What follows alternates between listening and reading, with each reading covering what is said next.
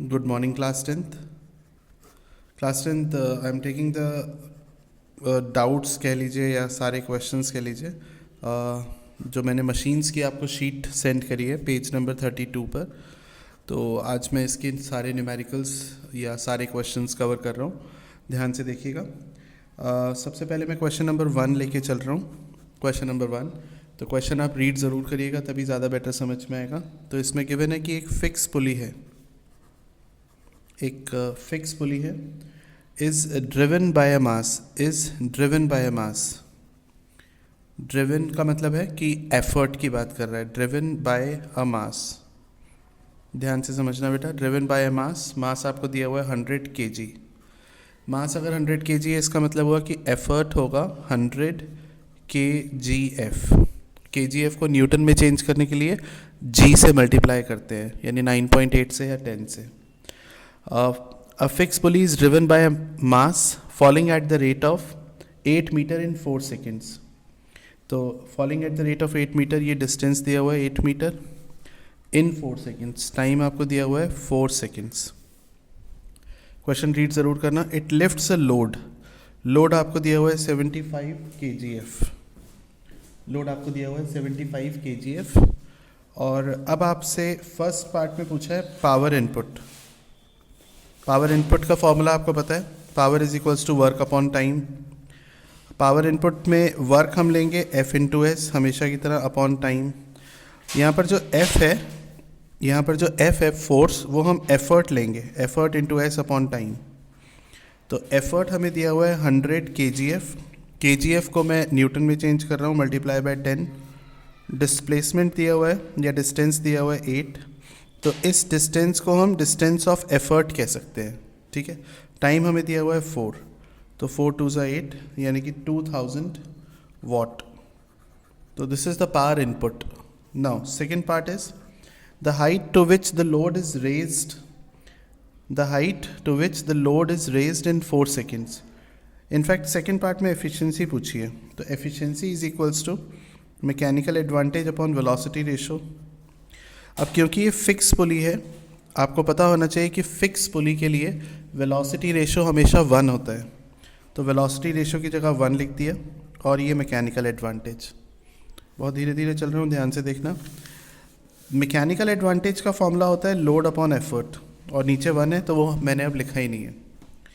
तो load is 75, ये देखो लोड 75 और एफर्ट है 100, तो 75 डिवाइडेड बाय 100 इंटू 100 भी कर सकते हैं अगर परसेंटेज में निकालना है, और नहीं करेंगे तो 0.75 लिख दीजिएगा, ठीक है। Now the third and the last part is you have to find the distance the load is raised in 4 seconds, मतलब लोड ने कितना डिस्टेंस चला है। दोबारा से बता दूं कि ये फिक्स पुली है। फिक्स पुली में कुछ चीज़ें फिक्स होती हैं, फॉर एग्जाम्पल वेलोसिटी रेशो हमेशा 1 रहता है, और लोड का डिस्टेंस और एफर्ट का डिस्टेंस हमेशा सेम रहता है। तो एफर्ट ने अगर 4 सेकेंड में 8 मीटर का डिस्टेंस चला, तो लोड भी 8 मीटर का ही डिस्टेंस ट्रैवल करेगा 4 सेकेंड्स में। So this is all about question number 1। इसके बाद अब आ जाइए क्वेश्चन नंबर 2 पर। क्वेश्चन रीड कर लीजिए तब तक। क्वेश्चन नंबर 2 कहता है a pulley system with a velocity ratio of 4। तो एक पुली सिस्टम है, एक पुली सिस्टम है जिसका वेलोसिटी रेशो आपको दिया हुआ है 4। तो सबसे पहले तो मैं आपको इसका फिगर बना के दिखाता हूँ ताकि आप लोगों को हर चीज़ क्लियर हो जाए। तो ये वेलोसिटी रेशो 4 है, तो इसका पुली सिस्टम इस तरीके से बनेगा, ये देखिए। तो इसमें 4 पुलीज़ हैं, और मेरे साथ साथ आप लोग ये फिगर ज़रूर बनाना। ये देखो, ये 4 पुलीज़ हैं इसमें। एक, इसे हम ब्लॉक एंड टैकल सिस्टम कहते हैं। क्या कहते हैं? ब्लॉक एंड टैकल सिस्टम, ठीक है। यहाँ पर एक हुक होगा, यहाँ पर भी एक हुक है। ये 2 सपोर्ट्स होंगे जिन पर 4 पुलीज़ हमें लगानी है। ये छोटी बनाना नीचे वाली, और इसके नीचे जो बनेगी वो थोड़ी सी बड़ी बनाना ताकि स्ट्रिंग इसमें आ जाए। ये फिगर मैं किस तरीके से बना रहा हूँ इसको भी देखना आप लोग।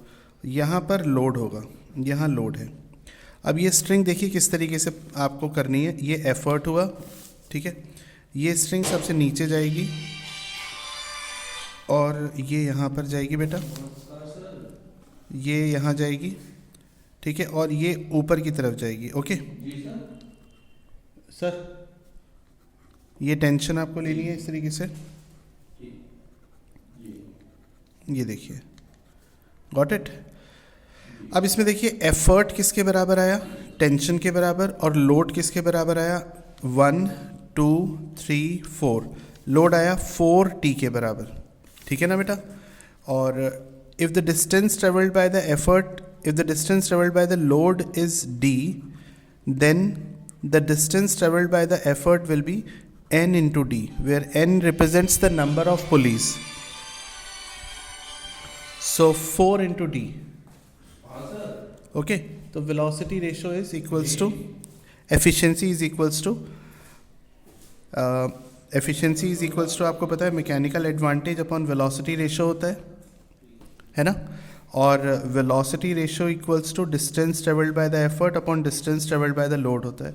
तो 4d upon d is equals to velocity ratio आपका 4 हो गया। तो ये तो हुआ क्वेश्चन नंबर 2 का फिगर। अब इसके बाद क्वेश्चन ज़रा रीड करिए क्या लिखा हुआ है, ठीक है। देखिए, a pulley system with a velocity ratio of 4 is used to lift a load of 150 kgf।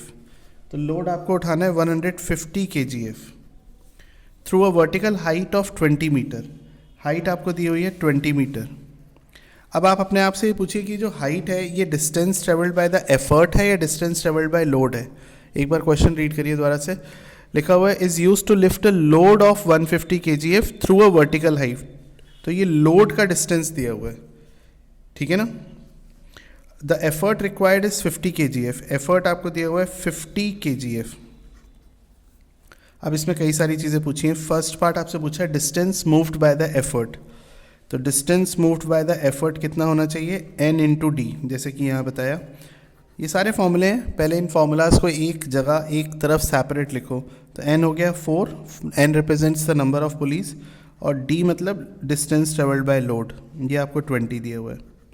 तो distance travelled by the effort हो गया आपका 80 मीटर्स। तो ये तो हो गया first part. Second part is work done by the effort.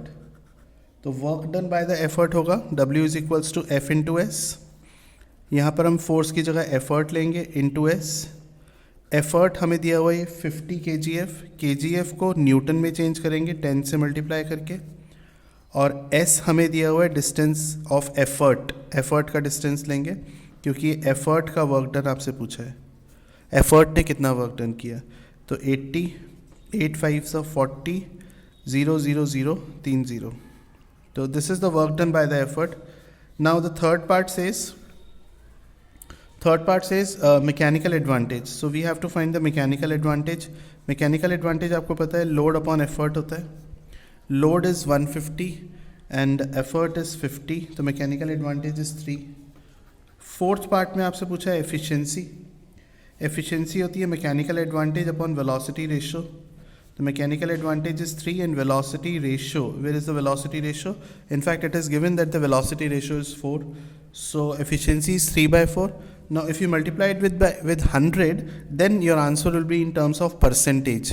So you can multiply it with 100, then you have to apply this percentage sign. Otherwise, you can leave it till 3 by 4. Both are okay. Now, fifth part says, the total number of pulleys and the number of pulleys in each block. Obviously, if the velocity ratio is 4, then from the figure it can be clearly seen that the total number of pulleys is 4 and the number of pulleys in each block. This is called the first block and this is the second block. So you can see that number of pulleys in each block is 2 plus 2. So number of pulleys in each block is 2 and the total number of pulleys obviously is 2 plus 2 4. तो ये बड़े अच्छे question हैं, exam में इनसे बाहर कुछ नहीं आएगा। अब आ जाइए क्वेश्चन नंबर 8 में आपको एक फिगर ड्रॉ करना है। तो देखिए क्या फिगर है। यू आर गिवन 4 पुलीज, आपको 4 पुलीज गिवन है एंड 3 स्ट्रिंग्स, 3 आपको स्ट्रिंग्स गिवन है। अब 4 पुलीस हैं तो कई स्टूडेंट्स इसमें ये फिगर बना देते हैं, ये 4 पुलीस हैं इसीलिए मैंने ये फिगर बनाया था। अब आपको देखना होगा और समझना होगा कि ये फिगर क्यों बनेगा या at the very same time ये फिगर क्यों नहीं बनेगा। ठीक है, तो देखिए कौन सा फिगर हमारे को बनाना चाहिए। 4 पुलीस हैं और 3 स्ट्रिंग्स हैं, आपको मैकेनिकल एडवांटेज 8 चाहिए। तो यहाँ पर क्योंकि मैकेनिकल एडवांटेज 8 चाहिए तो ये डायग्राम नहीं बन सकता, याद रखना, क्योंकि इस particular block and tackle system में 4 पुलीस हैं, वेलोसिटी रेशो 4 है और मैकेनिकल एडवांटेज भी इसका नंबर ऑफ पुलीस के बराबर आता है। तो ये फिगर क्वेश्चन नंबर 8 में नहीं बनेगा। क्वेश्चन नंबर 8 में फिर कौन सा बनेगा, इसके लिए चैप्टर पढ़ा होना चाहिए। क्वेश्चन नंबर 8 के लिए जहाँ पर हमारे पास 4 पुलीस गिवन है और हमें मैकेनिकल एडवांटेज 8 चाहिए, तो तुम्हारे को एक बार हिंट दे रहा हूँ, 8 होता है 2 की पावर 3, याद आ गया होगा जिन्होंने चैप्टर पढ़ा है। तो यहाँ पर 3 मूवेबल पुलीस लेनी है और 1 फिक्स पुली लेनी है। So this is that question. Okay, तो चलिए आइए देखते हैं, स्टार्ट करते हैं। अब ये फिगर कैसे बनेगा ज़रा समझना। इसके लिए ये जिस तरीके से मैं बना रहा हूँ यही तरीका अपनाना, नहीं तो फिगर बन नहीं पाता। ये देखो, ये पहले ये सेट कर लेना, ठीक है। अब यहाँ पर ये डायग्राम किस तरीके से बन रहा है ये ज़रूर देखना, नहीं तो दिक्कत होगी। ये देखो, ठीक है, ये डायग्राम बनाने का तरीका देखना।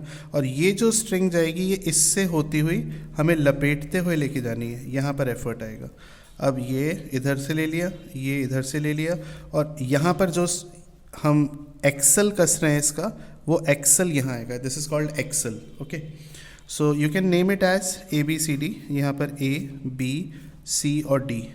यहाँ एफर्ट है, ये टेंशन T1, ये टेंशन T1, ये टेंशन T2, ये टेंशन T2, ये टेंशन T3, ये टेंशन T3 और ये भी टेंशन T3, क्योंकि ये एक ही स्ट्रिंग लपेट के आ रही है। So students, this is load. We have to hang the load over here. So load is equals to 2 की power 3 into T3 and the effort is obviously T3. So mechanical advantage is load upon effort, that is 2 की power 3 into T3 upon T3. ये cancel, तो mechanical advantage is 8. So this is how when you have given 4 pulleys, you have to decide, if you have read the chapter, then out of these 4 pulleys, all pulleys are movable like this block and tackle system, or you have to consider out of these 4 pulleys, how many pulleys will be movable and how many pulleys will be fixed. कैसे, अगर कोई मन में doubt आ रहा है तो भाई chapter पढ़ो, ठीक है, read the theory, only then you will be able to identify it. So this is all about question number 8. Now question number 7 is again a figure drawn question. It says draw a diagram of a block and tackle system. So in this particular question, need not to worry, block and tackle system 2 तरीके के होते हैं। एक हमने ये जो पढ़ा, ये block and tackle system है, ये 4 पुलिस के लिए है, जिसमें अपर ब्लॉक में नंबर ऑफ पुलिस और लोअर ब्लॉक में नंबर ऑफ पुलिस इक्वल हैं। और अब इस क्वेश्चन में आ रहा है ब्लॉक एंड टैकल सिस्टम, जिसमें हमें वेलोसिटी रेशो को 5 रखना है। इसका मतलब है कि इसमें 5 पुलिस आपको ड्रॉ करनी है। तो इसका फिगर भी आप मेरे साथ साथ बनाओ, ठीक है। ये देखिए, ये हुक बना दिया, यहाँ पर आपको 5 पुलिस बनानी है, 5 पुलिस। ये हुक बनाया, ये हुक बना के एक और आपने ब्लॉक बना दिया। यहाँ पर सबसे बड़ा लेना है, ठीक है, ये पुलिस सबसे बड़ी होगी, फिर छोटी करनी है, ठीक है, ये छोटी करनी है थोड़ी सी, ये और छोटी करनी है, ठीक है, ये छोटी रखनी है और ये पुली थोड़ी सी बड़ी कर देनी है। देखो फिगर बनाने का तरीका देखना, ये हुक हो गया, ये लोड हो गया, ठीक है, यहाँ से एफर्ट जाएगा, ये पुली सबसे नीचे, फिर यही पुली लपेटते हुए ऊपर, फिर ये नीचे जाएगी, ये पुली ऊपर आएगी और इसको अब कसना है आपको नीचे वाले हुक से, याद रखना नीचे वाले हुक। अच्छा, ये दोनों हुक कसे नहीं जाएंगे, गलत बन गया, ये इस तरीके से ये नीचे वाले हुक में आएगा। तो अब ये टेंशन टी, क्योंकि एक ही रस्सी है इसलिए टी टेंशन चलेगी। यहाँ पर रस्सियाँ अलग अलग थी, मतलब स्ट्रिंग्स अलग अलग थी। पहली पुली के लिए स्ट्रिंग यहाँ ख़त्म, दूसरी पुली के लिए स्ट्रिंग यहाँ ख़त्म, तीसरी पुली के लिए यहाँ पर एक ही स्ट्रिंग चल रही है इसलिए टेंशन टी रहेगी, याद रखना, इन चीज़ों का ध्यान रखना। तो एफर्ट हो गया इस टेंशन के बराबर, और लोड हो गया टी, 2t, 3t, 4t और 5t, यानी कि लोड हो गया 5t। So if the distance traveled by effort, if the distance traveled by load is d, then distance traveled by effort is n into d. Here n is 5 because we have 5 pulleys. So velocity ratio is equals to distance traveled by the effort upon distance traveled by load, which is n d upon d. So velocity ratio comes out to be n, which is 5. सो ये question इस तरीके से हम कर सकते हैं, ठीक है। First is done, second is done, 8th हो गया, 7th भी हो गया। अब आ जाइए नेक्स्ट क्वेश्चन पर आते हैं। क्वेश्चन नंबर 6 भी करके दिखाता हूँ। तो ये 6 क्वेश्चन के साथ सारे क्वेश्चंस हो जाएंगे, मतलब पूरी एंटायर शीट हो जाएगी, बिकॉज 3rd और 4th क्वेश्चन लीवर बेस्ड है। लीवर हमारे सिलेबस से हट चुका है। तो 6 क्वेश्चन को ध्यान से पढ़िए। अ machine is driven by, a machine is driven by का मतलब ये एफर्ट की बात कर रहा है, 100 kgf, driven by mass 100 kg mass that falls in.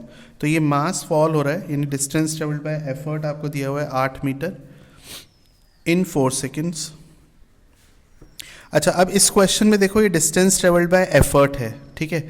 और अगर आप फर्स्ट क्वेश्चन की लैंग्वेज यानी कि सिर्फ पहली लाइन पढ़ो तो वो डिस्टेंस ट्रेवल्ड बाय लोड था। अगर मैं वो क्वेश्चन, अगर मैं पेज आपको दोबारा दिखा पाऊँ तो ये देखो, यहाँ पर फर्स्ट क्वेश्चन में अच्छा दोनों ही एफर्ट के डिस्टेंस है, ठीक है।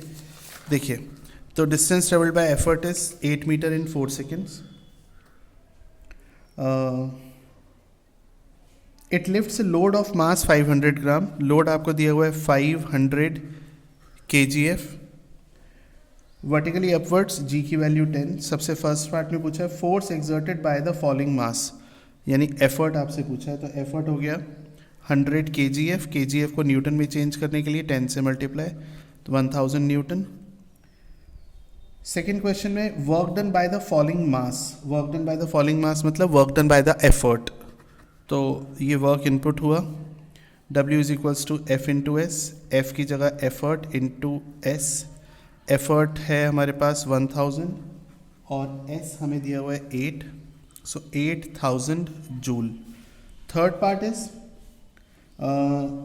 Power input, power is W upon T. यहाँ पर वर्क इनपुट लेंगे 8000, टाइम हमें दिया हुआ है आई थिंक 4 सेकेंड्स, तो power input is 2000 watt. And fourth part से power output. So power output के लिए एक फॉर्मूला ज़रा नोट कर लीजिए, power output is efficiency into power input. So efficiency is 60% and power input is 2000, so power output is 1200 watt. Got it? And the fifth and the last part is work done by the machine. Work done by the machine means work output.